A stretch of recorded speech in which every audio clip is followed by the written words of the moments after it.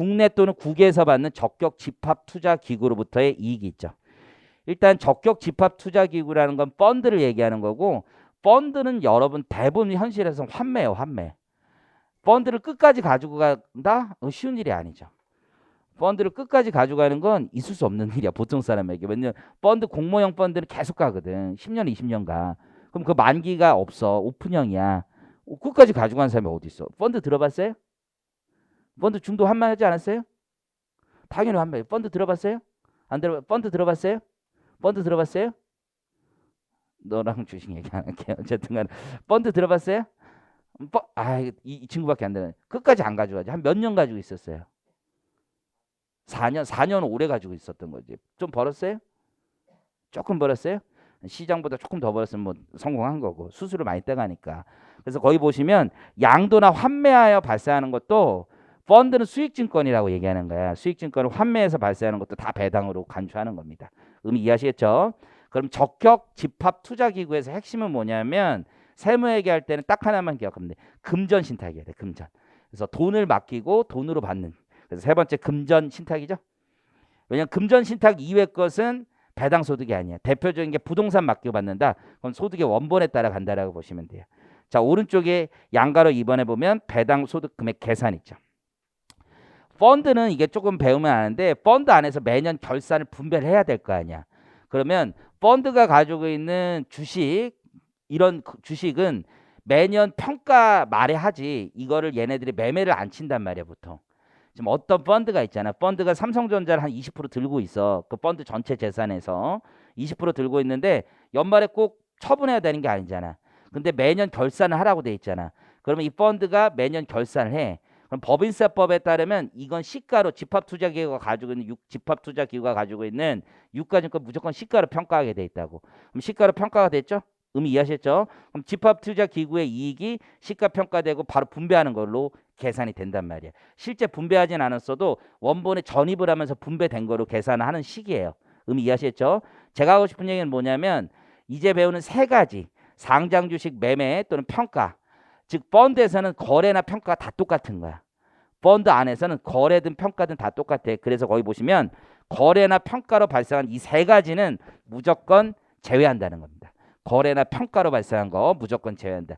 그래서 펀드에선 거래 손익이든 매매차 손익이든 평가 손익이든 동일한 말이야. 펀드 안에선.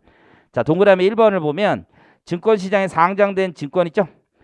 다만 채권이나 외국에 상장된 증권은 제외하고, 그러니까 내국법인 주식을 산 거예요. 상장 주식. 이거의 펀드 안에서 평가 손익은 제외한다는 얘기. 두 번째, 벤처기업 주식 출자 지분도 제외한다는 얘기. 그리고 삼성전자를 대상으로 하는 파생상품이 있죠. 공매도 말고 삼성전자를 대상으로 하는 ELS 뭐 이런 것들이 있단 말이야. 삼성전자를, ELS는 아니고 삼성전자를 대상으로 하는 옵션 같은 게 있어. 삼성전자가 올라가는지 내려가는지 콜인지 풋인지 뭐 이런 것들이 있단 말이에요. 그런 것까지도 얘네들이 들고 있단 말이야. 그 손익, 거래 손익이나 평가 손익은 집합투자기구 이익에서 제외한다는 얘기입니다. 자, 무슨 얘기냐? 밑에 예시 있죠. 예시. 동그라미 2번 아까 설명드렸고, 집합투자기구의 손익이 그렇게 제시가 된다고요. 그러면 상장 주식의 매매 차익은 내가 직접 투자할 때도 과세가 안 되듯이, 그렇게 펀드 형태로 간접 투자할 때도 과세하지 않는다는 얘기고, 상장 주식의 배당 소득은 그냥 원래 배당으로 과세해요. 근데 펀드가 가지고 있는 채권의 매매 차익은 개인 투자, 직접 투자할 때는 채권 매매 차익 과세하지 않지만 펀드가 가지고 있는 건 과세합니다. 매매 차익이 과세된다는 얘기, 혹은 매매 차익이 과세된다는 얘기는 손실은 빼준다는 얘기가 돼요. 손실은 빼주고, 채권의 이자 소득도 이자가 아니라 펀드에서 내가 분배받는 거는 전부 다 배당으로 돌린다는 얘기입니다. 의미 이해하셨죠? 자, 그리고 밑에 3번. 근데 이 수수료 얘기를 내가 여기다 안 써놨네. 그 옆에다 하나만 써요. 수수료는 차감하는데 과세소득에서만 차감합니다. 수수료는 과세소득에서만 차감한다. 근데 문제는 많은데 이 문제를 볼 때 되게 잘 봐야 돼. 수수료가 차감 전 금액인지 후 금액인지 평가손익들이. 수수료는 어쨌든 과세소득에서만 차감해. 즉 무슨 얘기냐면, 수수료는 거의 상장주식 매매 차익이 있을 수도 있잖아. 지금 과세가 안 된다는 거잖아. 그 표에선 상장주식 매매 차익이 1000이 있는데 수수료를 빼줄 때 1000에서 빼주지 않는다는 얘기야. 전부 과세되는 거 2000, 3000, 4000 있잖아요. 거기서 빼준다는 얘기입니다. 의미 이해하시고, 자, 3번. 요거는 이제 시험 문제 나오면 좀 복잡한 문제가 생겨요. 일단은 골드 뱅킹, 실버 뱅킹이라는 게 있어요. 옛날에 이제 대원팔에서 과세 되느냐 안 되느냐 이슈가 있었는데 지금 현행법은 다 과세하는 거야. 그 이름은 국내에서 받는 파생 결합 증권이라는 이름으로. 그리고 ELS, DLS, ETF, ETN 이런 것들이 있어요. 다 위험한 것들인데요. ELS라고 들어봤어요? ELS? 이게 Equity Linked Securities라고 해가지고 지수에 따라서 움직이는. 요즘에 ELS 사람들 좀 한단 말이야. ELS 이거 배당으로 보는 거. 다 성과 분배면 다 배당인 거야. 왜냐면 우리가 문제가 이자가 얼마인지 배당이 얼마인지 나누는 문제가 많단 말이야. 그러니까 이게 대충 금융소득이 해서 안 되는 거야. 이자인지 배당인지 구분하셔야 되니까 ELS 이거 다 한 번씩 해보면 되는데 한 번씩 해보면 사주로 가보면 이게 뭔지는 아는데 이 DLS라는 게 있어. ETF는 진짜 많이 한대 요즘 ETF라는 거. 뭐 ETF 내가 이게 뭔지 설명해 줄 필요는 없잖아. 지금 옛날엔 좀 해보고 했는데 어차피 여러분 금융시장에 안 오는 게 좋아. 어쨌든 ETN 이런 파생 결합 증권으로부터 생기는 건 배당 소득으로 과세하는데 하나만 기억해. 밑에 보면 ELW라는 게 있어. Equity Linked Warrant라고 해서 이게 옵션이야 실제로는.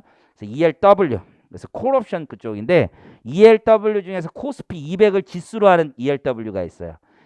얘는 양도소득세 과세 대상이에요. 그래서 ELW가 양도라는 것만 기억해. 나머지는 다 배당이다 이렇게 생각하시면 돼. 나머지를 이 중에서 세상에 없는 파생상품을 내면서 뭐 그렇게 하진 않을 거 아니야. 내봐야 ELS 아니면 ELW라고 생각하시면 돼요.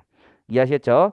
DLS 이런 거 겁나 무서운 거야. DLS 이런 거 진짜 DLS 이런 거 한번 해보면은 진짜 손이 바들바들 떨리는 거 있어. DLS 뭐 엄청 위험하진 않아. 뭐 그냥 거는 거야. 뭐 그래서 앞으로 1년 안에 유가가 10% 떨어지면은 돈을 내가 손실 나는 거고 10% 이내로만 떨어지면은 10% 이내로 떨어지면 5%의 수익률을 보장해주고 뭐 이런 것들이 있어.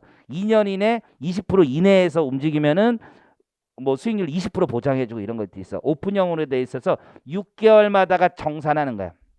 6개월이 지났는데 저기 3년짜리 만기, 3년짜리 만기인데 3년 후에 50% 지금 현재 유가가 배럴당 50불이라고 치면 25불이 넘으면 나한테 연 복리로 10% 꽂아주는 상품이야. 이렇게 딱 괜찮잖아. 그건 넘겠지 하면서 들어가는 거야.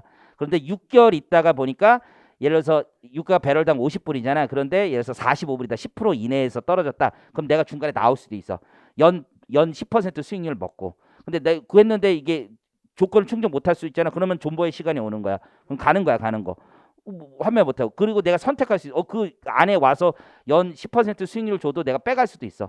그래서 중도 해지할 수도 있고. 그 타이밍이. 이해하시겠죠?